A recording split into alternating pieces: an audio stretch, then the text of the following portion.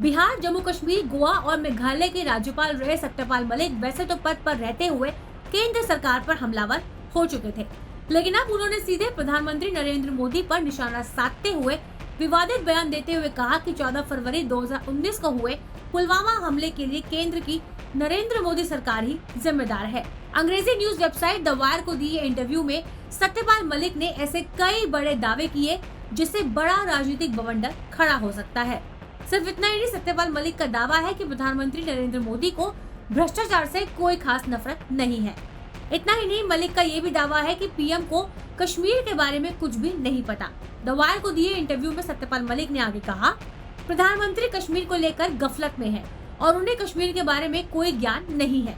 जम्मू कश्मीर से राज्य का दर्जा छीनकर उसे केंद्र शासित प्रदेश बना देना गलत है और उसे तुरंत राज्य का दर्जा लौटाना चाहिए। पीएम मस्त है, बाकी भाड़ में जाए। सत्यपाल मलिक का दावा है कि प्रधानमंत्री नरेंद्र मोदी के इर्द गिर्द के लोग ही भ्रष्टाचार में लिप्त है और वो अक्सर पीएमओ का नाम लेकर करप्शन करते हैं।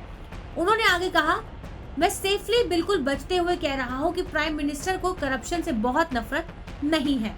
सिर्फ इतना ही नहीं, सत्यपाल मलिक ने सनसनीखेज दावा भी किया है कि फरवरी 2019 में पुलवामा में जो आतंकी हमला हुआ था उसमें केंद्रीय गृह मंत्रालय की बहुत बड़ी गलती थी।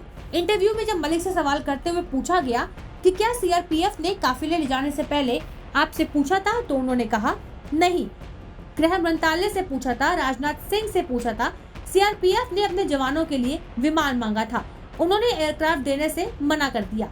बस 5 एयरक्राफ्ट की जरूरत थी, उनको एयरक्राफ्ट नहीं दिया गया।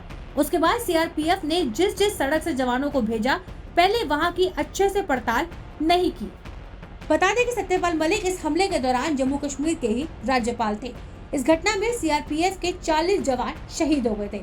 और साथ ही आपको बता दें कि पुलवामा हमले के वक्त राजनाथ सिंह ही केंद्र सरकार के गृह मंत्री थे। वहीं जम्मू कश्मीर के तत्कालीन राज्यपाल सत्यपाल मलिक का दावा है कि पुलवामा हमले के तुरंत बाद प्रधानमंत्री नरेंद्र मोदी ने उनसे फोन पर बात की थी और इस हमले पर किसी से भी ज्यादा बोलने की हिदायत नहीं दी थी। मलिक ने आगे कहा, पुलवामा हमले के तत्काल बाद शाम को हमने प्रधानमंत्री नरेंद्र मोदी से कहा कि यह हमारी गलती से हुआ है, तो प्रधानमंत्री नरेंद्र मोदी ने कहा कि तुम अभी चुप रहो। राष्ट्रीय सुरक्षा सलाहकार एनएसए अजीत डोभाल ने भी पुलवामा हमले पर चुपचाप रहने को कहा था। सिर्फ इतना ही नहीं, मलिक ने आगे आरोप लगाते हुए कहा, इसका मकसद चुनावों में सरकार और बीजेपी को फायदा पहुंचाने के लिए पुलवामा हमले का सारा ठीकरा पाकिस्तान पर फोड़ना था। मुझे बाद में यह एहसास हुआ, पाकिस्तान से 300 किलो आरडीएक्स लेकर गाड़ी जम्मू कश्मीर के गाँव में 10-15 दिन घूमती रही और किसी को पता ही नहीं चला।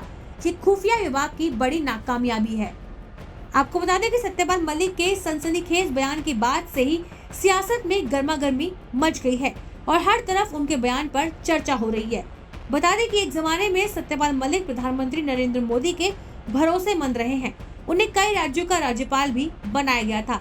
बाकी सत्यपाल मलिक के दावों पर आपकी क्या राय है, हमें कमेंट बॉक्स में जरूर बताइएगा। शुक्रिया।